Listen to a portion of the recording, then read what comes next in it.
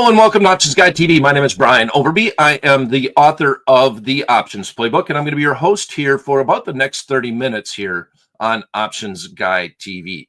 Well, you know, the Fed tried to keep the markets rocking and rolling this week by basically saying nothing and doing nothing. And overall, I think the biggest takeaway from Wednesday's Fed meeting, which happened after Options Guide TV, and we got a little bit of a rally on it, which I really thought that we might have a positive week in the S&P 500 index. If I was a betting man, I would have guessed that would have happened. Now, I did avoid doing a trade after the Wednesday, as far as just a general market trade is concerned, after the meeting, and wake up this morning and to the futures being down again. So Jay Powell basically kind of said, well, whatever happens with tariffs, I am going to just roll with it, and the Fed will roll with it. But there were some negative meetings Fed speak from some of the masters of the realm this morning, which I think has driven the markets lower overall. We see the VIX hanging around the 20% level, just showing a lot of that uncertainty that's in the marketplace right now. So today, what do I have for you? I think that obviously the uncertainty is going to continue. I don't see any rationale as to anything in the forefront that is going to change the market volatility. April 2nd is going to be a big day. Those are when the tariff conversation will be brought up again. And they're supposed to be going live all across the board. Everything that's been delayed is supposed to happen again. See if it gets delayed again. That adds to uncertainty. So even if they go through with the tariffs, that could be perceived as bad for the marketplace, could be perceived as inflationary. But also if they cancel the tariffs, then it just adds more uncertainty to the marketplace too. So I don't know exactly what's going to happen with the tariff news that's ahead of us. It's not that far away, but you need to plan for it. So if you want to hedge now, as far as if you have any particular stocks that you want to trade, I still like NVDA in general. I have NVDA in my account, and I continue to do my covered call on steroids. And I like this trade on stocks that have decent volatility. And I like to say it this way. It works well on a stock that has some volatility and some predictability. Now, that's an oxymoron, obviously, but I don't want to do it on a stock that has an implied volatility of 150%. And I don't want to do it on a stock that has an implied volatility of 20%. You got to be able to get some premium from the option contracts that you're trading.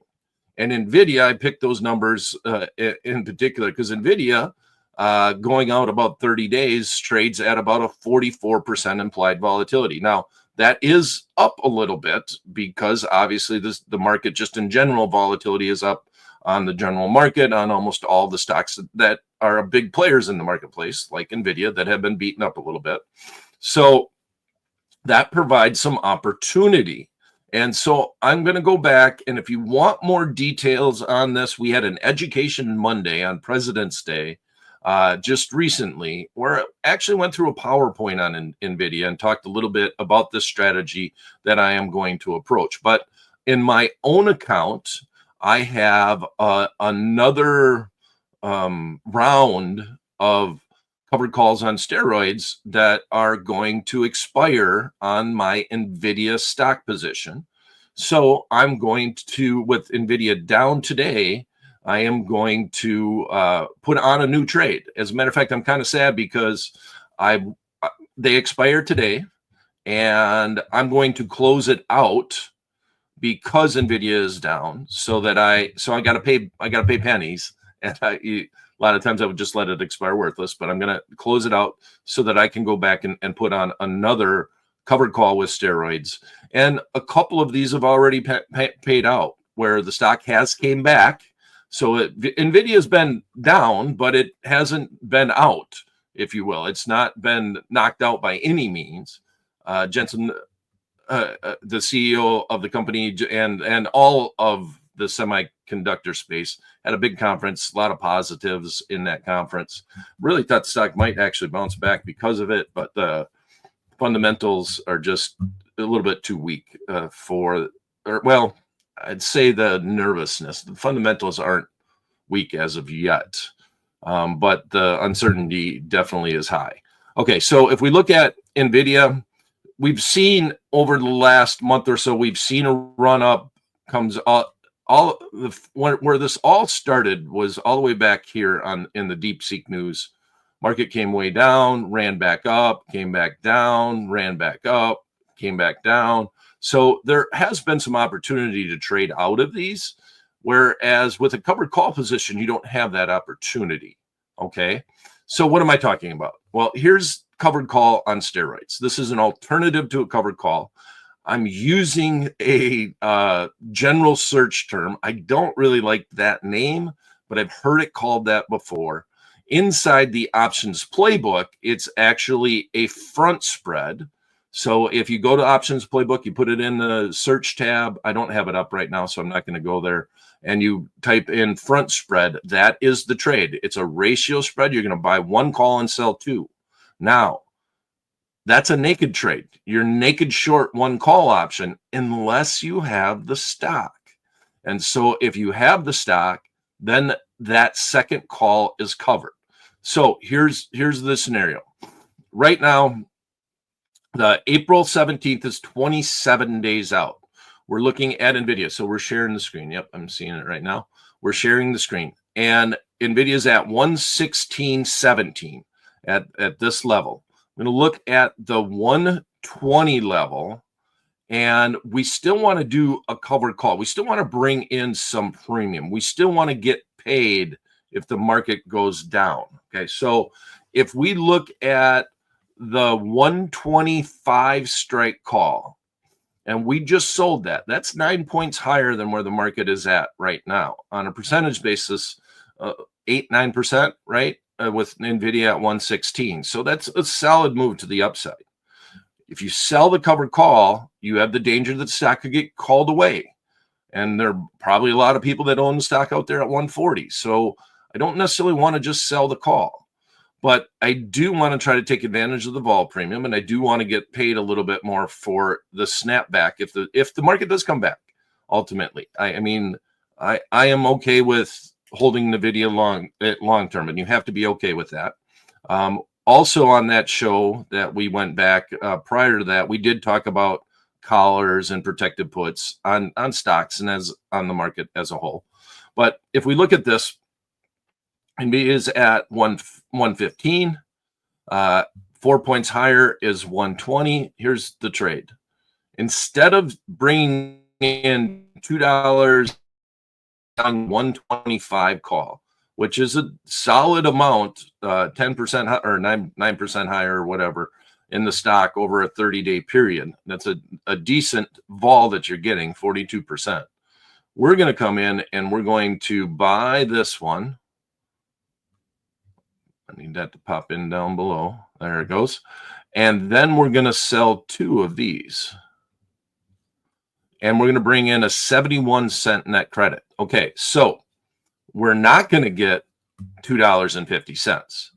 We are going to get 70 cents. And I'm going to make it 70. Let's fixate it on 70, okay? It's going to be jumping around. If the market goes down, gives you a very small pillow to land on. You got 70 cents on the downside. But on the upside, if the market comes up from 120 to 125, it's like owning 200 shares of NVIDIA. Why? Because you're long an extra call option. So let me say that again. So from 120 to 125, it's like owning an extra 100 shares of NVIDIA, like owning it on margin. Now, the delta isn't going to be exactly like that. In order for that to be really 100% the case, your delta would have to go to 1. But as expiration approaches, that will more and more true if the underlying stock starts reaching the 120 level. So if you look at this, and I'm going to leave it just as this, if you look at the what if calculator, and I'm showing you this in NVIDIA because I actually have the position on, and I'm going to do this a few times in my account. But this can apply to any of your mega cap tech stocks, anything that's got a decent amount of vol premium. Because if you don't have the vol premium, you can't get wide enough on the spread to make it worth doing. That makes sense. There's not enough premium to get 5 points wide and make it worth doing. And that's part of the reason why I brought that up. So here's the trade without the stock. And this is what I'm talking about. We're sitting like this. You are short one more call than you are long. So that means you have unlimited risk. Now, once again, you're not doing this if you don't have the stock.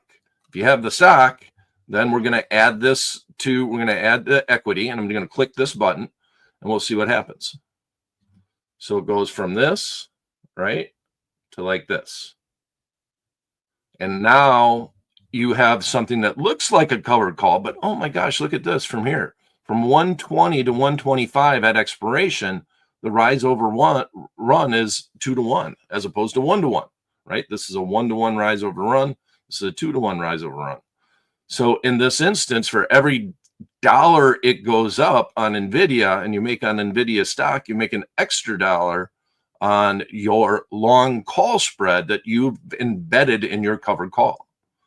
And the key here is that you sell enough premium, to pay for the call option that you bought.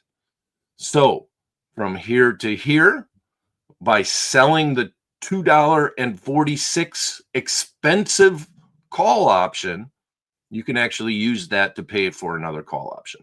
So it can work in Google. Google is a $160 stock with decent volatility right now. It can work in Meta, fairly expensive underlying. All of these stocks, this is a feasible trade to do as an alternative to doing the covered call. Okay, so why do I like this better? Here's the biggest thing, and I didn't really add this in the PowerPoint presentation. I now that I've done quite a few of these, waiting, kind of trying to ride out my NVIDIA position, is that if it comes roaring back and you're in a covered call, you got a decision to make, right? If you're just short the 125 call option, and let's go back to the trading page. If I'm just short the 125 call option and the market starts coming back, I need to roll or I need to close it for a loss, right? Especially if it happens quickly, and then just remain long NVIDIA. In other words, I might feel better. Stocks at 125, I feel better about NVIDIA at 125 than I do at 116. Before all the DeepSeek stuff happened, the stock was at 140. So maybe I'm thinking it's going to go back to that level. If the market comes roaring back, you're not necessarily down on your covered call position. Why? Well, because you can make $5 on your long spread. Your long spread could trade for $5, and that could offset the loss on the covered call position if you just wanted to close everything out. Does that make sense? Right? There's less maintenance to it. Now, well, there's not less maintenance, but there's less worry. Less worry that I'm selling a call that I may have to take a loss on because NVIDIA came back too quickly. And even though you can roll it, and then there's probably someone out there, and by the way, if you have a question, toss it in that chat box. I'm happy to try to address it. You can roll it. Yeah, the market comes back. But you got to realize that every single time you roll an option contract, you do take a loss on an option. You're just basically doubling down. You're saying that, all right, I lost on that short covered call. It didn't go out worthless. So now I'm going to double down and I'm going to roll up and out in time and add some more time to my call option to help try to cover the loss in the one that I rolled, than the one that I closed. So very interesting alternative. And it doesn't work the VIX at 15 very well. And it really just comes down to, because if these vols start coming down, you just can't get wide enough. You can't get, you're looking at, well, if you're in the actual weeklies, you'd be looking at, 2 or 3 points. And then it's not far enough away that if the stock comes roaring back, you just don't get enough time decay on the out of the money option contract. All right. So here is the trade. Send it to the what if calculator.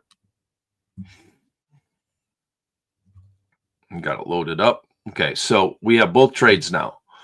Here's the ratio spread that you put on. The stock is right here. To start with, just like any covered call, this is the actual profit and loss graph of this strategy. So if you get up to the 120 to start with, you're actually down on that position. But every day that goes by, and the market approaches this line starts morphing towards the profit and loss graph at the expiration. Not to mention, if the stock starts coming back and implied volatility comes down, that's also positive if it comes within that range. And this is what it is with the stock. So this is the normal trade that you would enter. We'd be buying 120 strike call, selling 2 of the 125 strike calls, and doing this for a net credit of 70 cents. Going out 27 days to the April 17th expiration. If you have 100 shares in your account, once that trade executes, this is what your profit and loss graph will look like. Now, just because I've done a few of these on a monthly basis since the stock really started turning down, is I was able to go 7 points wide and get it done for about a 70-cent credit. So vols were higher and I could go wider. And that is just something to make note of, right? So now it's looking like to get a decent credit, because I still want some protection on the downside, to get a decent credit of 70 cents in this scenario. I had to tighten it. I had to come in a couple of points and go only 5 points wide. And we're still going out about 30 days. And most of those other trades were 30 days. As a matter of fact, I think the first one was less than 30 days, like maybe 25 days that we did. And we highlighted that. Actually, I think the 7-point wide one is the one that we highlighted in the educational piece, if you want to go back and check it out. Did anybody watch it? Any comments, questions about this trade? Covered call on steroids only because lack of a better name for it. All right. So we also, and I'm kind of kicking myself a little bit because I was bearish on just in general. We got bearish on UPS, and I still lean bearish on FedEx. And our trade worked out. It was a good trade. It did exactly what we wanted to do, but we knew they were going to announce earnings on a Thursday, and you have the Friday expiration. And we went out and did a skip strike butterfly in FedEx. And to me, a skip strike butterfly is an alternative to a short call spread if we're using calls. So a bearish call spread with a hedge. And that's really what a skip strike butterfly is to me. And I call it a skip strike inside my book, inside optionsplaybook.com. A lot of people call it a modified butterfly. I don't like it as much. I don't think modified is a right word. It doesn't explain the strategy as well as a skip strike is, because all a skip strike butterfly is a standard butterfly where you skip a strike on the upside, on the protection side, which embeds a credit spread and makes the butterfly free. Honestly, it adds risk. It adds risk because you do have a credit spread that's embedded in it. So here's the trade. FedEx is way down 10%. So there's nothing to show here, right? Because it's going to expire worthless. We were able to get it done for a net credit of 20 cents to the account. For some reason, my contact is acting up. 22 cents. Here, 1 second. Let me pull this big screen up. 22 cents. Yep. Okay. So we went for 22 cents. Market, we sold the 270s with this expiration, the 21st. So we're in this expiration. We sold the 270s, we bought the 270s, sold 2 of the 275s, and then bought the 285. So we skipped the 280. So we're all the way up here, and I'll just highlight that that's trading for 0. Yeah, there's nothing. There's nothing from this point on up. it was a good trade, and on a percentage basis, it was decent. Making 20 cents, $20 on a $500 requirement. It was okay by doing the trade, but I should have flipped the script and did the open wing butterfly on the downside, which is what we did in UPS back in the day. But a lot of weakness in these companies, and UPS and FedEx have both kind of Amazon has kind of eaten their lunch. They've taken advantage of the companies, and they're saying that the business just isn't that great. They add a lot of business, but the deal that they've negotiated, they're trying to come back and trying to repair some of the losses and trying to grab some of the Amazon business that is profitable. And that's been a big demise, not to mention just a little bit of a downturn in the economy, or a perceived downturn in consumer sentiment and just the consumer. And that's the scariest thing about the economy, is that if the consumer is not feeling comfortable and not spending, especially the U.S. consumer, that is a nervous thing for the markets, and one thing that we need to watch. Comments haven't been great, even from companies like Dollar General, which are on the lower end of the scale. So Shopko came out and I'm sorry, I combined Shopify with Costco. Costco came out and had some tough earnings statements afterwards too. Target had some tough comments about the consumer going forward, and I think that's my biggest worry overall, because even when we had strong inflation, the consumer was still propping up the markets. All right, any other comments, questions, concerns?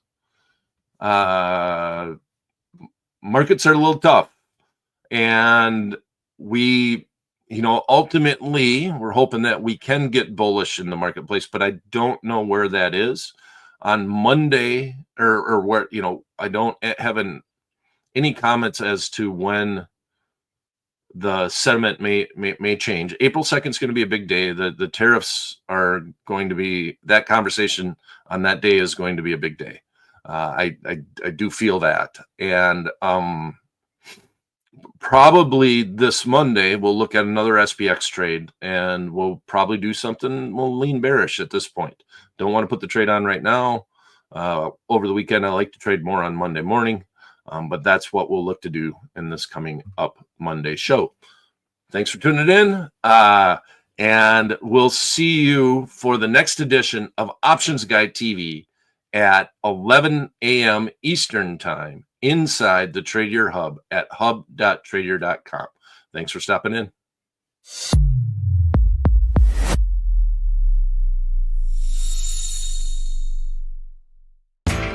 You know how the financial world goes. Here comes the buzzkill. Please make sure to take some time to read this boring disclaimer. We will owe you one.